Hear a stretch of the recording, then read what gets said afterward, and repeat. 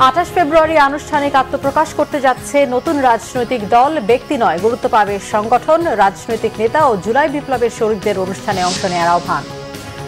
দেশকে সর্বনাশ থেকে রক্ষায় দরকার নির্বাচিত সরকার, বলেছেন তারেক রহমান। ভোটাধিকার নিয়ে চলছে নতুন খেলা, অভিযোগ মির্জা ফখরুলের। সন্ত্রাস ও অপরাধের বিরুদ্ধে রাত থেকে কম্বাইন্ড অপারেশন, কঠোর ব্যবস্থার নির্দেশ স্বরাষ্ট্র উপদেষ্টার। চেষ্টার কমতি নেই সরকারের, জানালেন আইন উপদেষ্টা। আওয়ামী লীগ আমলে উন্নয়ন প্রকল্পগুলোতে গড়ে ৭০% বাড়তি ব্যয় করা হয়েছে। আর্থিক খাতের দুর্নীতির টাকা দিয়ে করা যেত ২৪টি পদ্মা সেতু, টাস্ক ফোর্সের প্রতিবেদনে তথ্য। দেখছিলেন ক্রাউন সিমেন্ট সংবাদ শিরোনাম। জাতীয় নাগরিক কমিটি ও বৈষম্য বিরোধী ছাত্র আন্দোলনের উদ্যোগে আগামী ২৮ ফেব্রুয়ারি আত্মপ্রকাশ করতে যাচ্ছে নতুন রাজনৈতিক দল। জাতীয় সংসদ চত্বরে থেকে ঘোষণা আসছে দলের। আগামী নতুন বাংলাদেশ গড়ার প্রতিশ্রুতি নিয়ে গঠিত হতে যাচ্ছে নতুন এই রাজনৈতিক দলটি। সোমবার সন্ধ্যায় জাতীয় নাগরিক কমিটির কার্যালয়ে সংবাদ সম্মেলনে এই কথা জানান সংগঠনের মুখ্য সংগঠক সার্জিস আলম। ব্যক্তি স্বার্থ নয়, দেশের স্বার্থই প্রাধান্য পাবে দাবি করে গণমানুষের প্রত্যাশা পূরণ করার কথা জানায় নাগরিক কমিটি। ওবায়দুল্লাহ মামুনের রিপোর্ট। শত শত মানুষের প্রাণহানি আর হাজারো মানুষের রক্তের বিনিময়ে বাংলাদেশ থেকে বিতাড়িত হয় স্বৈরাচারী হাসিনা সরকার। বৈষম্য বিরোধী ছাত্র আন্দোলন ফ্যাসিবাদ বিরোধী আন্দোলনে নেতৃত্ব দেয়। অভ্যুত্থানের পর একাধিক প্ল্যাটফর্ম তৈরি হয়, আর তখন থেকেই আলোচনায় নতুন রাজনৈতিক দল গঠনের বিষয়টি। অবশেষে রাজনৈতিক দল গঠনের বিষয়ে সুস্পষ্ট ঘোষণা দিল জাতীয় নাগরিক কমিটি ও বৈষম্য বিরোধী ছাত্র আন্দোলন। নতুন রাজনৈতিক দলের প্রধান হতে পারেন তথ্য সম্প্রচার উপদেষ্টা নাহিদ ইসলাম। দলের নেতৃত্ব দেওয়ার আগে সরকার থেকে পদত্যাগ করবেন তিনি। রাজনৈতিক দলের আত্মপ্রকাশ নিয়ে সোমবার বিকেলে সংবাদ সম্মেলন করে জাতীয় নাগরিক কমিটি। জনগণকে সম্পৃক্ত করে জনমানুষের প্রত্যাশা পূরণ করাই হবে নতুন দলের মূল উদ্দেশ্য। নাগরিক কমিটির মুখ্য সমন্বয়ক সার্জিস আলম জানান, আগামীর নতুন বাংলাদেশ গড়ার প্রত্যয়ে গঠিত হচ্ছে নতুন রাজনৈতিক দল, যার ঘোষণা আসছে আগামী ২৮ ফেব্রুয়ারি। দলের আত্মপ্রকাশ করতে যাচ্ছি। আমরা আমাদের এই আত্মপ্রকাশের যে শপথ, সেই শপথটি এই বাংলাদেশের ১৮ কোটি মানুষের আশা আকাঙ্ক্ষার যে প্রতীক, ওই জাতীয় সংসদ, সেই জাতীয় সংসদকে সামনে রেখে এই শপথটি করতে চাই। কারণ বিগত যুগের পর যুগ ধরে ওই জাতীয় সংসদটিকে এই দেশের মানুষের আশা আকাঙ্ক্ষা বাস্তবায়নের ক্ষেত্র না বানিয়ে বরং ব্যক্তিগত, গোষ্ঠীগত, দলীয় স্বার্থ উদ্ধারে ব্যক্তিগত, গোষ্ঠীগত, দলীয় পলিসি মেকিং এর জায়গা বানিয়ে রাখা হয়েছিল। জাতীয় নাগরিক কমিটি ও বৈষম্য বিরোধী ছাত্র আন্দোলনের নেতৃত্বই থাকছে এ নতুন রাজনৈতিক দলে। দল গঠনের আগে জনগণকে সম্পৃক্ত করা হয়েছে দাবি নাগরিক কমিটির। বাংলাদেশের তারুণ্যের হাত ধরে জনগণের হয়ে, জনগণের পক্ষে, জনগণের সংশ্লিষ্টতা নিয়ে সংঘবদ্ধতার ভিত্তিতে যে নতুন রাজনৈতিক দলের আত্মপ্রকাশ হতে যাচ্ছে, সে নতুন রাজনৈতিক দলের কাছে আপনাদের যে প্রত্যাশাগুলো আছে সেগুলো আমাদেরকে জানাবেন। আমরা চেষ্টা করব তারুণ্যের হয়ে সেই প্রত্যাশাগুলোকে বাস্তবে রূপান্তরিত করতে যে ধরনের পদক্ষেপ, কর্মসূচি এবং কার্যক্রমের মধ্য দিয়ে আমাদেরকে যেতে হয়, আমরা তার সর্বোচ্চটাই আপনাদের সামনে উপস্থাপন করবার চেষ্টা করব। আত্মপ্রকাশ অনুষ্ঠানে দেশের সব রাজনৈতিক দলের নেতৃবৃন্দ, কূটনীতিকদের ও জুলাই বিপ্লবে নিহত ও আহতদের পরিবারকে অংশ নেওয়ার আহ্বান জানিয়েছে নাগরিক কমিটি। আমরা আশাবাদী। ওবায়দুল্লাহ মামুন, বাংলা ভিশন, ঢাকা। বিএনপির ভারপ্রাপ্ত চেয়ারম্যান তারেক রহমান বলেছেন, ভোটাধিকার প্রতিষ্ঠা হলে দেশকে তুলে আনা যাবে সর্বনাশের খাদের কিনারা থেকে। অযাচিত তর্ক বিতর্কে যেন কেউ দেশের স্বার্থ রক্ষা থেকে দূরে সরে না যায়, এ আহ্বান তার। বলেন, সংস্কার নিয়ে প্রতিদিন অবান্তর আলোচনা করতে থাকলে মূল কাজগুলো অসম্পূর্ণ থেকে যাবে। আহমেদ সরোয়ারের রিপোর্ট। নানা রাজনৈতিক বাস্তবতায় ১৬ বছর পর হলো খুলনা মহানগর বিএনপির সম্মেলন। সোমবার সকালে সার্কিট হাউস মাঠে সম্মেলনের উদ্বোধন করেন বিএনপি চেয়ারপারসনের উপদেষ্টা আমানুল্লাহ আমান। সম্মেলনের উদ্বোধনী অনুষ্ঠানে লন্ডন থেকে ভার্চুয়ালি যোগ দেন দলের ভারপ্রাপ্ত চেয়ারম্যান তারেক রহমান। এ সময় তারেক রহমান বলেন, গণতান্ত্রিক প্রক্রিয়ার অংশ হিসেবে দলের সম্মেলন হচ্ছে। এ ধরনের প্রক্রিয়া সব জায়গাতে চালু রাখা দরকার। এটা প্রতিনিয়ত চালু থাকলে ধীরে ধীরে গণতন্ত্র প্রাতিষ্ঠানিক রূপ লাভ করবে। আমরা যত বেশি গণতন্ত্র প্র্যাকটিস করব, যত বেশি ভোটের প্রক্রিয়াটি আমরা প্র্যাকটিস করব, তত ধীরে ধীরে ভালো মানুষগুলো, যেই মানুষগুলোকে সমাজ চায়, যেই মানুষগুলোকে সমাজের প্রয়োজন, দেশের প্রয়োজন, যে মানুষগুলোকে প্রয়োজন সার্বিকভাবে বৃহৎ জনগোষ্ঠীর প্রয়োজন, সেই মানুষগুলো পর্যায়ক্রমিকভাবে সামনে চলে আসতে সক্ষম হবেন। আমাদের সকলকে চেষ্টা করতে হবে, অব্যাহতভাবে আমাদেরকে চেষ্টা করতে হবে যে কোনো মূল্যে বাংলাদেশে গণতন্ত্র যাতে ফিরে আসে, যে কোনো মূল্যে বাংলাদেশের মানুষের ভোটের অধিকার যাতে প্রতিষ্ঠিত হয়।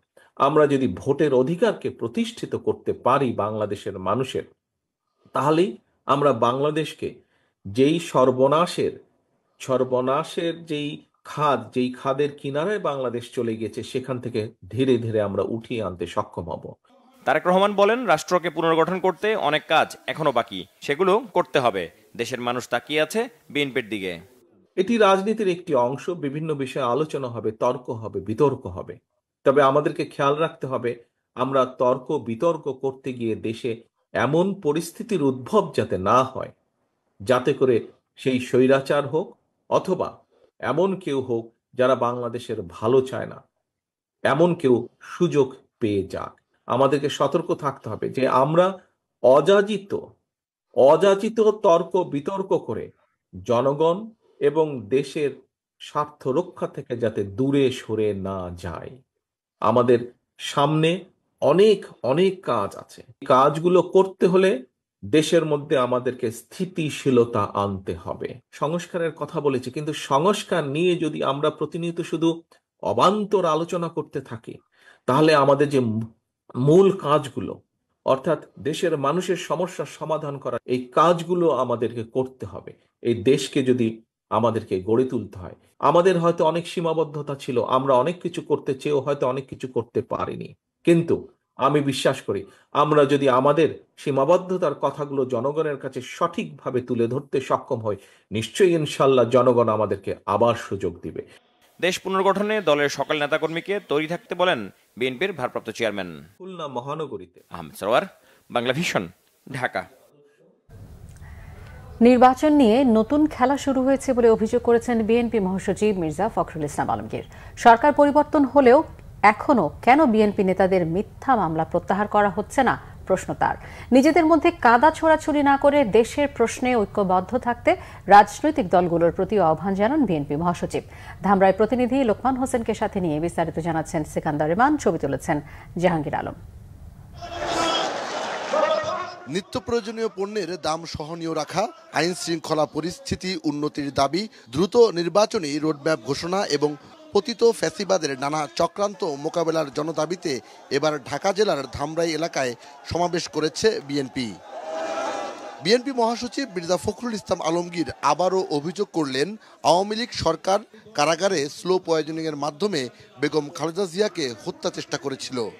আমাদের সেই মামলাগুলো এখনো শেষ হয় নাই, আমরা এখনো কোর্টে যাই, আমাদেরকে হাজিরা দিতে হয়। শাপলা চত্বরে আমাদের আলেমদেরকে, এতিমদেরকে নির্বিচারে হত্যা করার কথা আমরা ভুলে যাই নাই। আমরা ভুলে যাই নাই জামাত ইসলামের নেতাদেরকে ফাঁসি দেওয়ার কথা। আমরা ভুলে যাই নাই আমাদের নেতা সালাউদ্দিন কাদের চৌধুরী সাহেবকে ফাঁসিতে ঝুলানোর কথা। কোন অপরাধ ছিল না তাদের একটাই অপরাধ ছিল যে তারা গণতন্ত্র চাইতো, অধিকার চাইতো। রাষ্ট্রের সমস্ত ব্যবস্থাটাকে ধ্বংস করেছে। তামাশা, ভোটের তামাশা, গণতন্ত্রের তামাশা, এই তামাশা আমাদেরকে দেখিয়েছে এই শেখ হাসিনা। বিএনপি মহাসচিবের অভিযোগ, জাতিকে ধ্বংস করার চক্রান্ত করেছিল শেখ হাসিনা। ধর্ম, কৃষ্টি, সংস্কৃতি ধ্বংস করে দেশ বিক্রির চক্রান্ত করেছিল পালিয়ে যাওয়া প্রধানমন্ত্রী। নির্বাচন নিয়ে নতুন খেলা শুরু হয়েছে বলে মন্তব্য করেন মির্জা ফখরুল। কিছু কিছু মানুষ বলছে যে জাতীয় সংসদ নির্বাচনের আগে স্থানীয় সরকারের নির্বাচন হতে হবে। আমাদের অভিজ্ঞতা আছে, সরকার যদি জনগণের প্রতিষ্ঠিত না হয় এবং সেই দেশে যদি শান্তি শৃঙ্খলা ফিরে না আসে, তাহলে এমনিতেই এই স্থানীয় সরকার নির্বাচনে নিয়ন্ত্রণ করা সম্ভব হয় না। আজকে আমি জানি না এই সরকার কি জেনে শুনে একটা দেশে একটা নৈরাজ্য সৃষ্টি করতে চান অথবা একটা গৃহযুদ্ধ করার দিকে যেতে চান, আমি জানি না। সোশ্যাল মিডিয়াতে, সামাজিক গণমাধ্যমে বিএনপির বিরুদ্ধে বিষোদ্গার করছে। আরে 15 বছর আমরা লড়াই করলাম, আমাদের 60 লক্ষ মানুষের বিরুদ্ধে মিথ্যা মামলা হলো, আমাদের 20,000 মানুষকে হত্যা করা হলো, 700 মানুষকে গুম করে দেওয়া হলো, সেটার দিকে কারো কোনো খেয়াল নেই। বিএনপি যেন কিছুই করে না। সমস্ত রাজনৈতিক দলগুলোকে আহ্বান জানাতে চাই যে আসুন আজকে পারস্পরিক কাদা ছোড়াছুড়ি না করে আমরা সবাই ঐক্যবদ্ধ হয়ে দেশটাকে, জাতিকে যে সুযোগ আমরা পেয়েছি সেটাকে কাজে লাগাই। মির্জা ফখরুল ইসলাম আলমগীর জানান, চাঁদাবাজ দখলদারদের জায়গা নেই বিএনপিতে, আওয়ামী লীগেরও ঠাঁই নেই শহীদ জিয়ার দলে। একদিকে রাষ্ট্র কাঠামোর সংস্কারে দেশব্যাপী 31 দফার কর্মশালা চলছে, আর অপরদিকে সারা বাংলাদেশে যে অরাজকতা চলছে, নৈরাজ্য চলছে এবং দ্রব্যমূল্যের ঊর্ধ্বগতি সহ আইন শৃঙ্খলা পরিস্থিতির অবনতির প্রতিবাদে এ জাতীয় সমাবেশ করছে বাংলাদেশ জাতীয়তাবাদী দল বিএনপি। দলটির নেতারা বলছেন, যত দ্রুত অবাধ, সুষ্ঠু ও গ্রহণযোগ্য নির্বাচন বাস্তবায়িত হবে তত দ্রুত এ জাতীয় সংকট কেটে যাবে। সিকান্দার রেমান, বাংলা ভিশন, ধামরাই, ঢাকা। বেপরোয়া ছিনতাই রাজধানী ঢাকাকে রীতিমতো এক আতঙ্ক নগরী করে তুলেছে।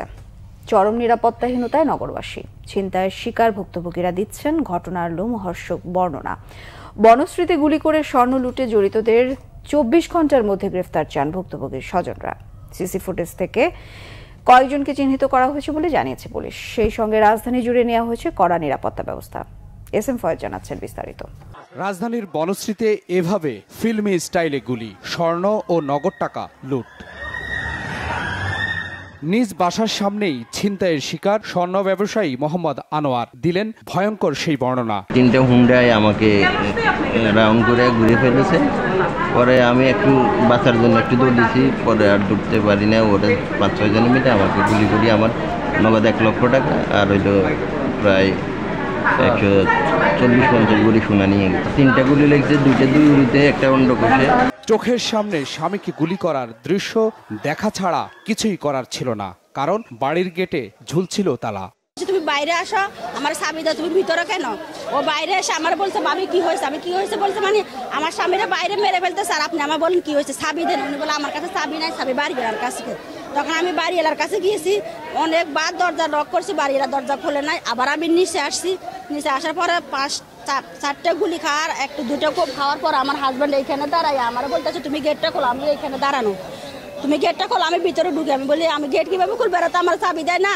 ওই ভাবি আসিয়ে বলছে চাবি দাও, চাবি দাও, চাবি দাও। আমরা ঘরে ঢুকছি যে তখন আমি চাবি কোথায় পাবো? তো এখানে যদি এগুলো আগেই পরিকল্পনা ছিল, উনি যখন নক করছে তখনই ওনাকে ঘিরে ফেলা হয়েছে 3টা হুন্ডা দিয়ে ঘিরে ফেলা হয়েছে। তারপর তার লেকে শুট করছে, লেকে শুট করার পরে সে পড়ে গেছে।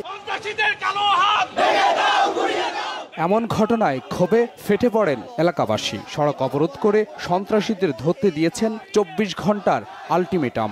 আমরা 48 ঘন্টার ভিতরে অলংকার জুয়েলার্সের মালিক আনোয়ার হোসেন ভাইয়ের উপর যে সন্ত্রাসী হামলা হয়েছে এবং ওনার মালামাল নিয়ে গেছে, এই মালামাল উদ্ধার চাই, মালামাল সহ সন্ত্রাসীদের গ্রেপ্তার চাই। সবাই আতঙ্ক বিরাজ করে, এটা একটা সুষ্ঠু বিচার হোক, আমরা সবাই চাই, জনগণ সবাই চাই। আমাদের এমপ্লয়ি যারা আছে বাইরে, যারা মাঠ পর্যায়ে কাজ করে, ওরাও এখন আমাদেরকে বলতেছে যে ভাইয়া এখন তো আমরা কাজে যাইতে অনেক ভয় করে, আতঙ্ক হয়। বরাবরের মতো পুলিশ বলছে সন্ত্রাসীদের ধরতে চলছে সাঁড়াশি অভিযান, বাড়ানো হয়েছে তল্লাশি ও টহল। এই অপরাধগুলো আসলে পূর্ব থেকে ছিল কম বেশি, সাম্প্রতিক সময়ে কয়েকটি ঘটনা একটু চাঞ্চল্য সৃষ্টি করেছে। আমরা এগুলো নজরদারির মধ্যে রেখেছি এবং প্রত্যেকটি ঘটনা আমরা কিন্তু খুব গুরুত্ব দিয়ে নিবিড়ভাবে তদন্ত করছি।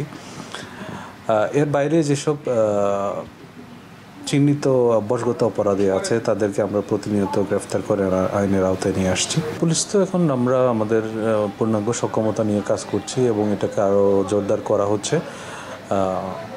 এখানে দিনের বেলা 250টি, রাত্রেবেলা 250টি, ঢাকা মেট্রোপলিটন এলাকায় কমপক্ষে 500 পেট্রোল টিম মোতায়েন থাকে। শুধু বনশ্রীতে নয়, মোহাম্মদপুর, মগবাজার, ফার্মগেট, উত্তরা, যাত্রাবাড়ি সহ রাজধানীর বিভিন্ন স্পটে একের পর এক ঘটছে চুরি, ছিনতাই, ডাকাতি।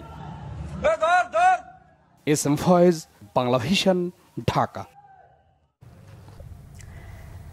আইন শৃঙ্খলা পরিস্থিতির উন্নয়নে রাত থেকে কম্বাইন্ড অপারেশন ও টহল চলবে বলে জানিয়েছে প্রধান উপদেষ্টার প্রেস সচিব শফিকুল আলম। সচিবালয়ে স্বরাষ্ট্র মন্ত্রণালয়ের কোর কমিটির সভা শেষে কথা জানান তিনি। এ সময় পরিস্থিতি নেতিবাচক নয় দাবি করে স্বরাষ্ট্র উপদেষ্টা জানান আইন শৃঙ্খলা বাহিনীকে প্রয়োজনীয় পদক্ষেপের নির্দেশনা দেওয়া হয়েছে। রিপোর্ট রিশান নাসরুল্লাহ। দেশ জুড়ে হঠাৎ করে বেড়েছে অপরাধ, ছিনতাইয়ের শিকার হচ্ছেন রাজধানীর মানুষ। স্বরাষ্ট্র উপদেষ্টার পদত্যাগের দাবি, অন্যদিকে মধ্যরাতে গণমাধ্যমের সামনে স্বরাষ্ট্র উপদেষ্টা। এমন পরিস্থিতিতে সোমবার সচিবালয়ে সার্বিক আইন শৃঙ্খলা বিষয়ে বৈঠকে বসে কোর কমিটি। বৈঠক শেষে প্রধান উপদেষ্টার প্রেস সচিব বলেন, অন্তর্বর্তী সরকার উদ্বিগ্ন বলে দ্রুত ব্যবস্থা নেওয়ার চেষ্টা করছে। পুরো ঢাকা এবং যে সমস্ত জায়গায় আমরা দেখছি যে আইন শৃঙ্খলা পরিস্থিতি কিছুটা অবনতি হয়েছে, সেই সমস্ত জায়গায় আমরা পেট্রোল বাড়াবো, যত সম্ভব পেট্রোল। এবং এই পেট্রোলটা আজকে রাতের থেকে, আজকে সন্ধ্যার থেকে আপনারা দেখবেন, পুরো ঢাকা শহরেই দেখবেন। এবং এটার জন্য যেটা করা হচ্ছে সেটা হচ্ছে যে কম্বাইন্ড পেট্রোল করা হবে। কম্বাইন্ড হচ্ছে যে পুলিশ এবং মিলিটারি, অনেক ক্ষেত্রে নেভি, বিজিবি, এরা সবাই একসাথে কম্বাইন্ড পেট্রোল হবে এবং অনেকগুলো জায়গায় চেকপোস্টের বসানো হবে। চেকপোস্ট আপনারা দেখবেন এবং চেকপোস্টে আমরা জায়গায় জায়গায় চেকপোস্ট বসে এই আইন শৃঙ্খলা পরিস্থিতি মনিটর করা হবে এবং চেকিংয়ের ব্যবস্থা করা হবে। বাংলাদেশের আইন শৃঙ্খলা পরিস্থিতি যত দ্রুত সম্ভব ইমপ্রুভ করা, যাতে মানুষজন, কেননা মানুষের জানমালের নিরাপত্তার দায়িত্ব হচ্ছে গভর্নমেন্টের, আমরা এই কাজটা সুচারুরূপে করতে চাই। এ সময় স্বরাষ্ট্র উপদেষ্টা দাবি করেন, গণমাধ্যম যেভাবে বলছে আইন শৃঙ্খলা পরিস্থিতি ততটা খারাপ নয়। জানান, পরিস্থিতি বিবেচনায় নিয়ে ব্যবস্থা গ্রহণের নির্দেশনা দেওয়া হয়েছে আইন শৃঙ্খলা বাহিনীকে। আমি বলবো আইন শৃঙ্খলা পরিস্থিতি স্যাটিসফ্যাক্টরি, বাট এটা উন্নতি করার অবকাশ রয়ে গেছে। কিন্তু এখন হলো কি, যেমন আগে হতো কি, যেমন ধরেন গতকালকের যে ইসের ঘটনাটা, এই যে বনশ্রীতে, এটা হয়তো আমাকে জানতে 2 দিন সময় লেগে যেত। কিন্তু এখন হলো কি, এটা সাথে সাথে ঘটনা জেনে যায়। এই জন্য আমরা ভাবতেছি যে বুঝি আইন শৃঙ্খলা পরিস্থিতি বুঝি একটা খুব বড় ধরনের কোনো রকম হয়ে গেছে। এই ছোটোখাটো ঘটনা এটা সবসময় আগেও ঘটছে, এখনও এই যে 2-1 দিন আগেও ঘটছে, এবং ভবিষ্যতে যেন না ঘটে এই জন্য আমরা কি ব্যবস্থা নেওয়া যায় এই ব্যাপারে আমাদের আলোচনা হয়েছে। যে আমরা চাই না যে এই ধরনের একটা ঘটনা ঘটুক। পদত্যাগের দাবি আমার হয়, আপনি তো মাত্র কইছেন পদত্যাগ, আমার তো পৌষলিকা হয়েছে, আমার দাফনও তো হয়ে গেছে, আমার কি এই পদত্যাগটা তো কম হয়েছে, আমার তো এই জানাজাও হয়ে গেছে। এই স্বরাষ্ট্র মন্ত্রণালয়ে চাকরি করার পরে হলো কি, জীবিত থাকা অবস্থায় জানাজার সব পেয়েছি। ব্রিফিংয়ে কক্সবাজারে বিমান বাহিনী ক্যাম্পে হামলা প্রসঙ্গে জানতে চাইলে প্রেস সচিব বলেন, জেলা প্রশাসনের কাছ থেকে পূর্ণাঙ্গ তথ্য পাওয়ার পরে এ বিষয়ে সিদ্ধান্ত নেওয়া হবে। রিশান নাসরুল্লাহ, বাংলা ভিশন, ঢাকা। দেশ পরিচালনায় কিছু ক্ষেত্রে ব্যর্থতার দায় স্বীকার করে আইন উপদেষ্টা ডক্টর আসিফ নজরুল বলেছেন, পরিস্থিতি উত্তরণে আন্তরিকতার কোনো ঘাটতি নেই। আইন উপদেষ্টা আরও বলেন, নতুন বাংলাদেশে কয়েকটি ধ্বংসপ্রাপ্ত প্রতিষ্ঠান নিয়ে কাজ করছে সরকার। এর মধ্যে উল্লেখযোগ্য পুলিশ বাহিনী। নিয়োগ থেকে শুরু করে বাহিনীটির সর্বক্ষেত্রে ভঙ্গুরতা পরিলক্ষিত। রাজশাহীর পিটিআর সম্মেলন কক্ষে এক কর্মশালায় যোগ দিতে গিয়ে সাংবাদিকদের তিনি এসব কথা বলেন। তিনি আরো বলেন, ফ্যাসিবাদের দোসররা কোটি কোটি টাকা খরচ করে আইন শৃঙ্খলা পরিস্থিতির অবনতি ঘটানোর চেষ্টা করছে। একই অনুষ্ঠানে আইজিপি বাহারুল আলম বলেন, একটি গোষ্ঠী চাচ্ছে না দেশে স্থিতিশীল পরিস্থিতি বিরাজ করুক। অপারেশন ডেভিল হান্টে গুরুত্বপূর্ণ অপরাধীরা ধরা পড়ছে বলেও জানান তিনি। সোজা করে বলতে চাই, আমরা ধ্বংস হয়ে যাওয়া প্রতিষ্ঠান নিয়ে কাজ শুরু করেছি। এটা একটা বড় চ্যালেঞ্জ।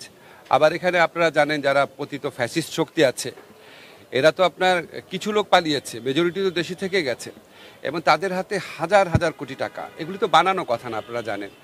টাকা থাকলে এবং বদমতলব থাকলে অনেক আইন শৃঙ্খলা পরিস্থিতি নষ্ট করার মতো অনেক কিছু করা যায়। তাদের একটা রোল থাকতে পারে এবং আছে বলেও আমরা অনেকে বিশ্বাস করি। এছাড়া যারা আপনার স্বভাবগত অপরাধী, তাদেরও অবশ্যই ভূমিকা আছে এখানে। আমাদের ব্যর্থতা আছে, এটা অস্বীকার করার কোনো রকম উপায় নাই।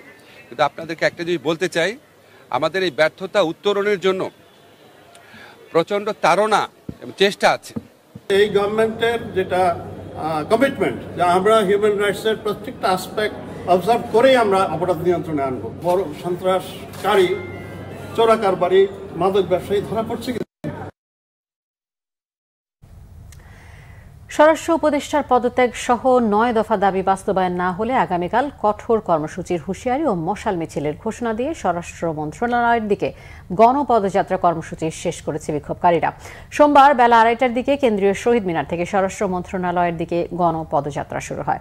বেলা 3টার দিকে শিক্ষা ভবনের সামনে আইন শৃঙ্খলা রক্ষাকারী বাহিনী মিছিলকারীদের আটকে দেয়। এ সময় পদযাত্রায় অংশ নেওয়া শিক্ষার্থী তরুণদের সঙ্গে পুলিশের ধাক্কাধাক্কি হয়।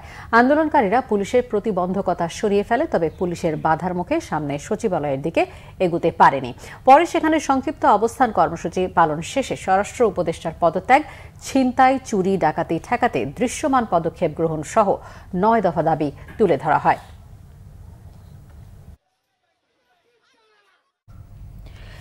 আওয়ামী লীগের আমলে উন্নয়ন প্রকল্পগুলোতে গড়ে 70% বাড়তি ব্যয় করা হয়েছে বলে সংকট উত্তরণে টাস্ক ফোর্সের সুপারিশে উঠে এসেছে। আর্থিক খাতের দুর্নীতির পরিমাণ 14টি মেট্রো রেল বা 24টি পদ্মা সেতুর খরচের সমান বলেও বলছে টাস্ক ফোর্স। সকালে প্রধান উপদেষ্টা ডক্টর মোহাম্মদ ইউনূসের সাথে আর্থিক খাতের সংকট থেকে উত্তরণের জন্য গঠিত টাস্ক ফোর্সের বৈঠক অনুষ্ঠিত হয়। বৈঠকে দুর্নীতি রোধে সরকারের প্রত্যেক স্তরে ই-ফাইলিং চালুর নির্দেশনা দেন প্রধান উপদেষ্টা। বৈঠকে 2009 সাল থেকে 2023 সাল পর্যন্ত 16 বিলিয়ন মার্কিন ডলার পাচার, সামাজিক সুরক্ষা খাতে 70% অপচয়, বড় প্রকল্পে লুটপাটের বিষয়গুলো তুলে ধরা হয়। এসব বন্ধে এখন থেকে বড় বড় প্রকল্পগুলো থার্ড পার্টি দিয়ে ইভ্যালুয়েট করার নির্দেশনা দেন প্রধান উপদেষ্টা। পরে বৈঠক নিয়ে রাজধানীর ফরেন সার্ভিস একাডেমিতে ব্রিফিং করেন প্রধান উপদেষ্টা প্রেস সচিব শফিকুল আলম। ঐকমত্য কমিশনের কাজ চলছে বলেও জানান প্রেস সচিব। উন্নয়ন প্রকল্প গড়ে 70% ব্যয় বৃদ্ধি ছিল, এটা 2009 থেকে 2023 এর মধ্যে, এবং রাজনৈতিক প্রভাব ও অযৌক্তিক প্রকল্পে ব্যয়ের মাধ্যমে 14 থেকে 24 বিলিয়ন মার্কিন ডলারের সমপরিমাণের অর্থ অপচয় হয়েছে। সংকট উত্তরণ থেকে আমরা কিভাবে দেশকে আবার এক্সিলারেটেড গ্রোথ আমরা আনতে পারবো সেই জায়গা নিয়ে অনেকগুলো প্রপোজাল এসছে, যেগুলো নিয়ে আলাপ হয়েছে। সরকারের প্রত্যেক স্তরে ডিসিশন মেকিং এ ই ফাইলিং চালু করার সিদ্ধান্ত হয়েছে। এটার মূল কারণ হচ্ছে যাতে কোঅর্ডিনেশনটা ইজি হয় এবং গভর্নমেন্টের যে কাজগুলোতে সেটা প্রজেক্ট টেকিং হোক। আর দেশের আইন শৃঙ্খলা যেখানে এখনো ঠিকমতো রক্ষা হয় না, সেখানে একটি দল স্থানীয় সরকার নির্বাচন নিয়ে মশকরা করতে এসেছে বলে মন্তব্য করেছেন বিএনপির আন্তর্জাতিক বিষয়ক কমিটির সদস্য ইঞ্জিনিয়ার ইশরাক হোসেন। ওয়ারী থানা আয়োজিত রাষ্ট্র কাঠামো সংস্কারে 31 দফা কর্মশালায় তিনি এই কথা বলেন। ইঞ্জিনিয়ার ইশরাক হোসেন বলেন, একদিকে বলছে সংস্কার ছাড়া জাতীয় নির্বাচন হবে না, অন্যদিকে স্থানীয় সরকার নির্বাচন চাচ্ছে। এই দুরভিসন্ধি কোনোভাবেই সফল হতে দেওয়া যাবে না। বিএনপির এই নেতা বলেন, 5 আগস্টের পর একটি বিশেষ রাজনৈতিক দল আন্দোলনের কৃতিত্ব নেওয়ার জন্য তৎপর হয়ে গেছে, অথচ তারা ছাত্রলীগের বেশ ধরে রাজনীতি করেছে। একক কৃতিত্ব দাবি করে তারা নিচু মনের পরিচয় দিয়েছে। খুনি হাসিনা ক্ষমতায় এসে 25 ফেব্রুয়ারি পিলখানায় চৌকস সেনাবাহিনীর সদস্যদের হত্যা করেছে বলেও অভিযোগ তার। এই ঘটনার সাথে জাহাঙ্গীর কবির নানক, শেখ সেলিম, ফজলেনুর তাপস সহ শেখ পরিবারের অনেকেই জড়িত। তাদের সর্বোচ্চ শাস্তি নিশ্চিতের দাবিও জানান ইঞ্জিনিয়ার ইশরাক হোসেন। তৎপর হয়ে গেল কিভাবে তারা এটা পুরোপুরি কৃতিত্ব নিয়ে নেবে, অথচ তারা কিন্তু খুনি হাসিনার আওয়ামী লীগ ছাত্রলীগের বেশ ধরে গত 16 বছর রাজনীতি করেছে। এখন তারা এসে বলতে চায় তারা সব কৃতিত্ব নেওয়ার দাবিদার। তারা এখনো ষড়যন্ত্র করছে। তারা বলছে যে এখন নাকি স্থানীয় সরকার নির্বাচন তারা চায়। বাংলাদেশের আইন শৃঙ্খলা রক্ষায় তো ঠিক মতো করা হয় না, এখনো চাপাতি দিয়ে রাতের বেলা ছিনতাই হচ্ছে, ডাকাতি হচ্ছে, আর আপনারা আসছেন স্থানীয় সরকার নির্বাচনে মশকরা করতে আমাদের সাথে।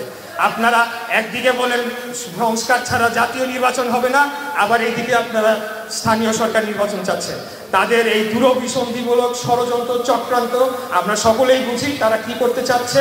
এটাকে আমরা কোনোভাবেই সফল হতে দেব না।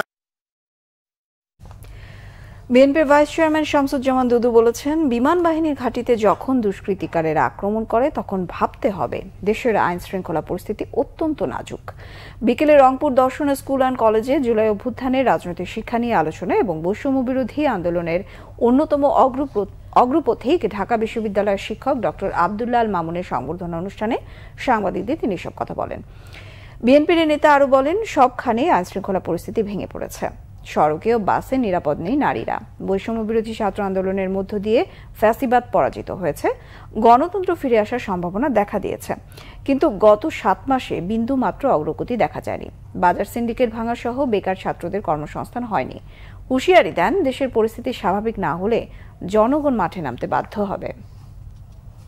যদি দুষ্কৃতিকারীরা আক্রমণ করে এবং সেটি আমাদের দেখতে হয়, এর থেকে পরিতাপের বিষয় বোধহয় বাংলাদেশে আর দ্বিতীয়টি নাই। আমরা এই সরকারের এখনো পদত্যাগ দাবি করিনি, কিন্তু পরিস্থিতির উন্নতি না হলে মানুষ এই অবস্থা সহজভাবে মেনে নেবে এটা আমার মনে হয় না। মধ্যরাত্রে স্বরাষ্ট্রমন্ত্রী সাংবাদিক সম্মেলনে যখন উপস্থিত হয় তখনই আমরা বুঝতে পারি দেশের অবস্থা কতটা ভয়াবহ। অন্তর্বর্তী সরকারের প্রধান উপদেষ্টা ডক্টর মোহাম্মদ ইউনূসের সম্মানজনক বিদায় চায় বিএনপি, বলেছেন দলের ভাইস চেয়ারম্যান আহমেদ আজম খান। সম্মানের সাথে বিদায় নিতে চাইলে দ্রুত নির্বাচন দেওয়ার আহ্বান জানান তিনি। আইন শৃঙ্খলা পরিস্থিতির চরম অবনতির সমালোচনা করেন আহমেদ আজম খান। নাটোর শহরের ভবানীগঞ্জ মোড়ে বিএনপি সমাবেশে তিনি বলেন, নির্বাচিত সরকার ছাড়া সমৃদ্ধ গণতন্ত্র মানবাধিকার প্রতিষ্ঠা হবে না। সমাবেশে প্রধান বক্তা ছিলেন বিএনপির নির্বাহী পরিষদের সদস্য অ্যাডভোকেট এম রুহুল কুদ্দুস তালুকদার দুলু। এ সময় তিনি বলেন, জাতিসংঘ ঘোষণা করেছে শেখ হাসিনা খুনি, আন্তর্জাতিক ট্রাইব্যুনালে তার বিচার করা হবে।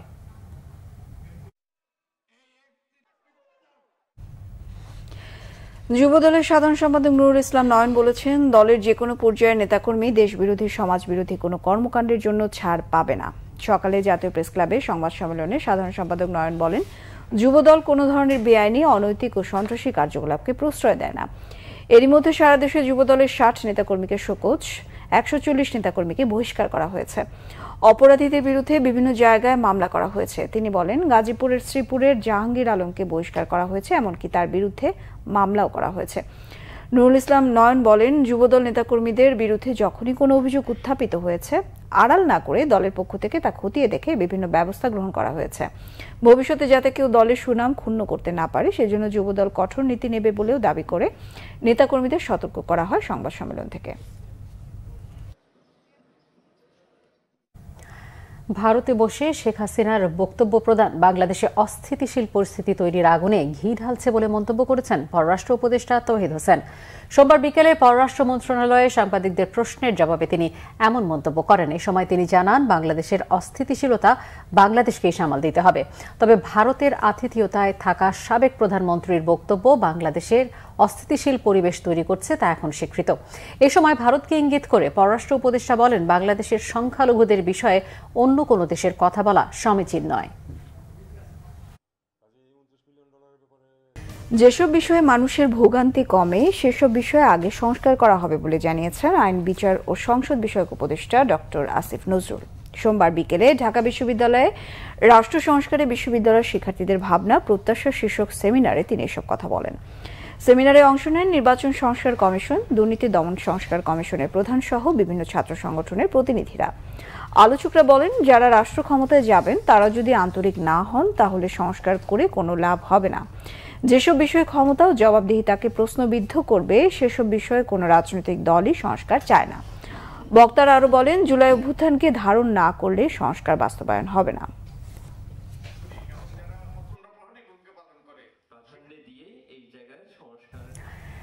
চলমান আইন শৃঙ্খলা পরিস্থিতি ডিসেম্বরের আগে ঠিক হয়ে যাবে বলে মনে করেন প্রধান নির্বাচন commissioner A M Nasir Uddin.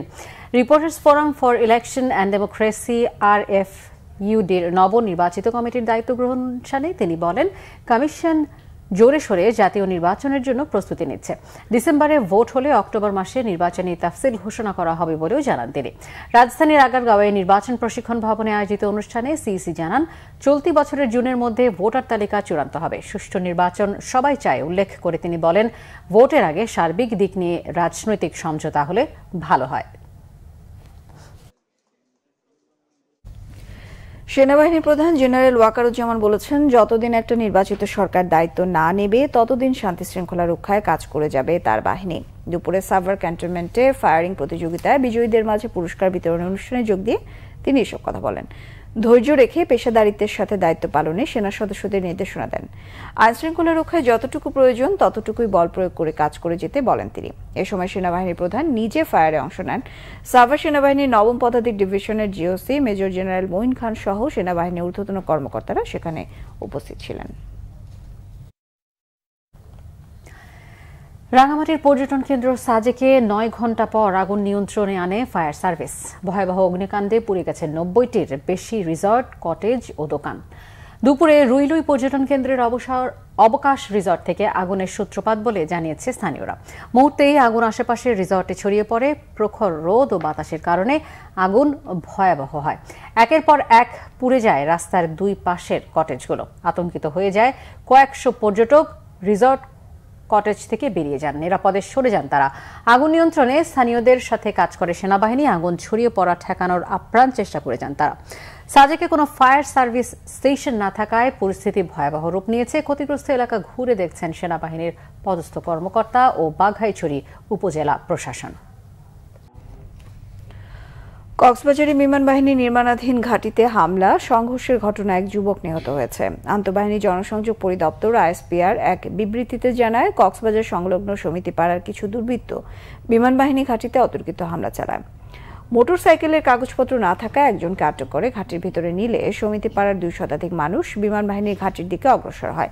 এতে বাধা দেয় বাহিনীর সদস্যরা। এ সময় কুচক্রি মহলের ইন্ধনে তারা বিমান বাহিনীর সদস্যদের উপর ইট পাটকেল ছোড়ে। দুর্বৃত্তদের ছোড়া ইটের আঘাতে কয়েকজন আহত হন, যার মধ্যে শিহাব কবির নাহিদ নামের এক যুবক হাসপাতালে মারা গেছেন। তবে স্থানীয়দের দাবি, বিমানবন্দর সম্প্রসারণের জন্য জমি অধিগ্রহণ করে বিমান বাহিনী। এতে উচ্ছেদ আতঙ্কে পড়ে খুরশুকুল আশ্রয়ন প্রকল্পের আশ্রিতরা। স্বরাষ্ট্র উপদেষ্টাকে অপদার্থ উপদেষ্টা বলে আখ্যা দিয়েছেন এবি পার্টির সাধারণ সম্পাদক ব্যারিস্টার আসাদুজ্জামান ফুয়াদ। বরিশালে সাংবাদিকদের সাথে মতবিনিময় সভার আগে কর্মশালা ও কমিটি গঠনের সময় বক্তব্যে তিনি কথা বলেন। এ সময় তিনি দেশের চলমান পরিস্থিতি প্রসঙ্গে আরও বলেন, স্বরাষ্ট্র উপদেষ্টা ব্যক্তি হিসেবে ভালো মানুষ হলেও দেশ কিভাবে পরিচালনা করতে হয় তা তিনি জানেন না। তাই তিনি বিভিন্ন সময় বিভিন্ন রকম বক্তব্য দিয়ে জনগণকে বিভ্রান্ত করছেন বলেও মন্তব্য করেন তিনি।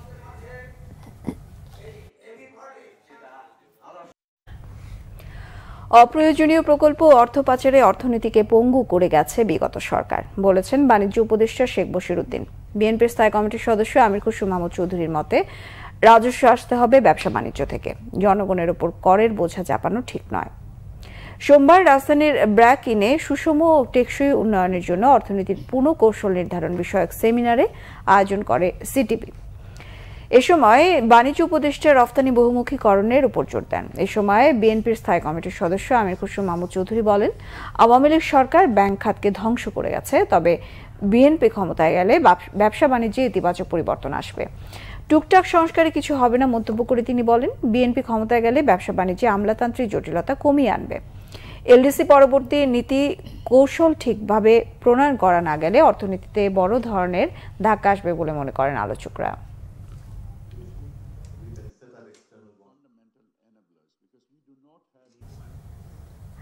আধুনিক ব্যাংকিং সুবিধা নিয়ে রাজশাহীতে সোশ্যাল ইসলামী ব্যাংক পিএলসির 181তম কেশরহাট শাখার উদ্বোধন করা হয়েছে। অনুষ্ঠানের প্রধান অতিথি ছিলেন ব্যাংকের চেয়ারম্যান অধ্যাপক ডক্টর এম সাদিকুল ইসলাম। বিশেষ অতিথি ছিলেন ব্যাংকের ভাইস চেয়ারম্যান ও বাংলাদেশ ব্যাংকের সাবেক নির্বাহী পরিচালক মাকসুদা বেগম এবং বাংলাদেশ ব্যাংক ও রাজশাহী নির্বাহী পরিচালক হুসনে আরা শিখা। অনুষ্ঠানে সভাপতিত্ব করেন ব্যাংকের ভারপ্রাপ্ত ব্যবস্থাপনা পরিচালক মোহাম্মদ নাজমুস সাদাত। এ সময় উপস্থিত ছিলেন ব্যাংকের ঊর্ধ্বতন নির্বাহী কর্মকর্তা, স্থানীয় ব্যবসায়ী ও গণ্যমান্য ব্যক্তিরা।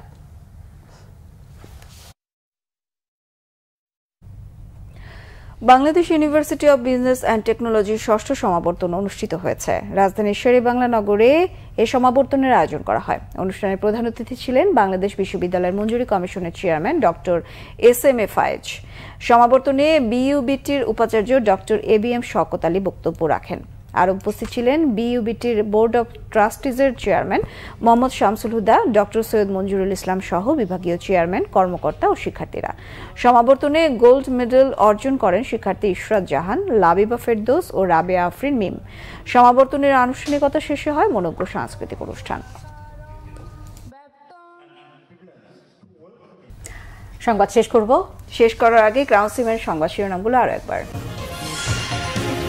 28 ফেব্রুয়ারি আত্মপ্রকাশ করতে যাচ্ছে নতুন রাজনৈতিক দল। ব্যক্তি নয়, গুরুত্ব পাবে সংগঠন। রাজনৈতিক নেতা ও জুলাই বিপ্লবের শরিকদের অনুষ্ঠানে অংশ নেওয়ার আহ্বান। দেশকে সর্বনাশ থেকে রক্ষায় দরকার নির্বাচিত সরকার, বলেছেন তারেক রহমান। ভোটাধিকার নিয়ে চলছে নতুন খেলা, অভিযোগ মির্জা ফখরুলের। সন্ত্রাস ও অপরাধের বিরুদ্ধে রাত থেকে কম্বাইন্ড অপারেশন, কঠোর ব্যবস্থা নির্দেশ স্বরাষ্ট্র উপদেষ্টার। চেষ্টার কমতি নেই সরকারে, জানালেন আইন উপদেষ্টা।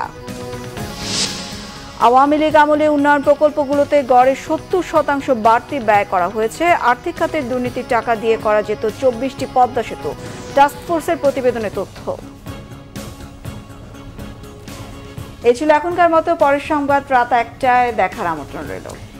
এছাড়া বাংলাভিশন সংবাদ ও সংবাদ সংশ্লিষ্ট অনুষ্ঠান দেখতে ভিজিট করুন www.bbnews24.com ও facebook.com/banglavisionnews এবং সাবস্ক্রাইব করুন youtube.com/banglavisionnews। ধন্যবাদ, শুভরাত্রি।